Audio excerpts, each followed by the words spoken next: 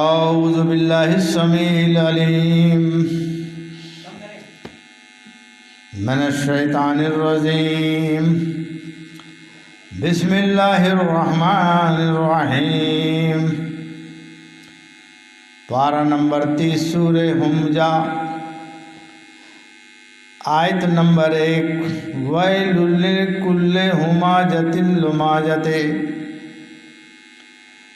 ترجمہ: خرابی ہے اس کے لیے جو لوگوں کے منہ پر عیب کرے اور پیٹھ پیچھے بدی کرے۔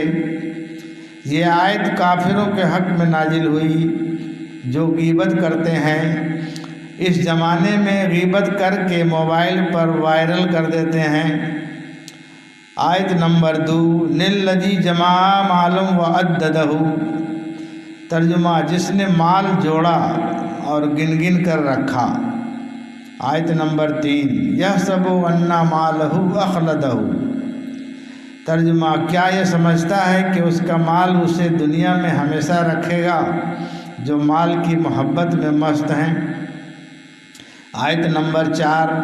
کَلَّا لَيُنبَذَنَّ فِي الْحُطَمَةِ۔ ہرگز نہیں، ضرور وہ روندنے والی میں پھینکا جائے گا، یعنی جہنم میں، اس درکا میں جہاں آگ ہڈیاں پسلیاں توڑ ڈالیں گے۔ آیت نمبر 5۔ وَمَا أَدْرَاكَ مَا الْحُطَمَةُ۔ اور تو نے کیا جانا کہ کیا روندنے والی چیز ہے؟ آیت نمبر 6۔ نار اللہ الموقدۃ۔ نار اللہ الموقدۃ۔ اللہ کی آگ بھڑک رہی ہے۔ کس کے لیے؟ چغل خوروں کے لیے۔ دوستوں، چغل خوری اس دور میں اور زیادہ پوری طاقت سے آسانی سے چغلی کرتے ہیں اور موبائل پر وائرل کر دیتے ہیں اور اپنے کو بڑے پارسا پاک اور جنتی ہونے کا دعویٰ کرتے ہیں۔ ہم پوچھتے ہیں کہ ہسٹری واقعات بزرگوں کے پڑھ کر دیکھو، کتنے بزرگ پوری زندگی کتنے بزرگوں سے تعلیم حاصل کی، خرقہ خلافت بھی لیا، تو کیا کسی بزرگ سے ملنا کوئی توہین ہے یا امام ہندی رحمۃ اللہ علیہ کا نام ڈبانے والی بات ہے؟ بالکل غلط، بالکل غلط پرچار کر کے لوگوں کو گمراہ کرنے کا طریقہ بنا لیا ہے۔ اس سے کچھ حاصل نہیں ہوگا۔ حضرت عثمان ہارونی رحمۃ اللہ علیہ تو مندر میں 3 سال جا کر گزارے تھے، تو کیا ہوا؟ یاد رکھو، اس طرح کی جو گستاخ لوگ ہیں وہ لوگ بھی اپنے تئیں غور کریں، اپنے آپ پر غور فکر کریں۔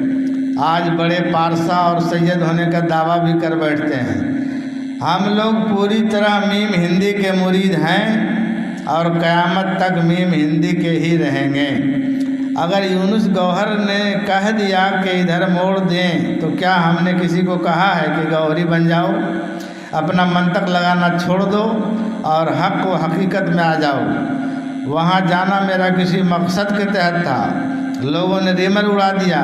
ایسے غداروں سے ہوشیار رہنے کی ضرورت ہے۔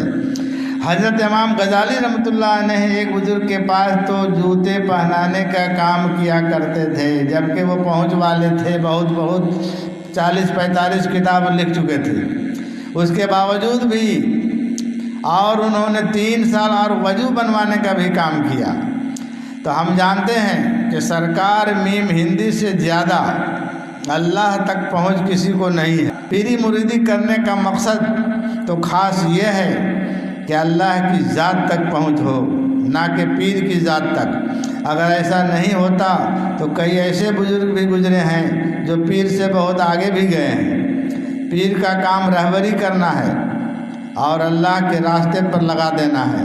البتہ یہ الگ بات ہے کہ کچھ نالائق پیر بھی ہیں جو زبردستی رہبری کر رہے ہیں، جس کا رسائی نہ تو اللہ تک ہے، نہ تو کبھی اللہ تک کبھی رسائی ہو سکتا ہے یا رسائی کروا سکتا ہے۔ اگر کوئی سچا مرید ہے تو اللہ تک پہنچ جائے گا، مگر اس سے پہلے شیطان اس کو بھٹکانے کی پرزور کوشش کرتا ہے۔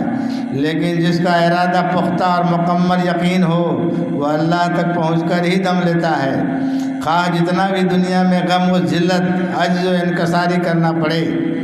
لہٰذا جو ہمارے مریدین ہیں وہ اس پر غور کریں۔ اللہ کی مرضی وہی ہوگا اور وہی ہوتا ہے جو اللہ کی مرضی ہوتا ہے۔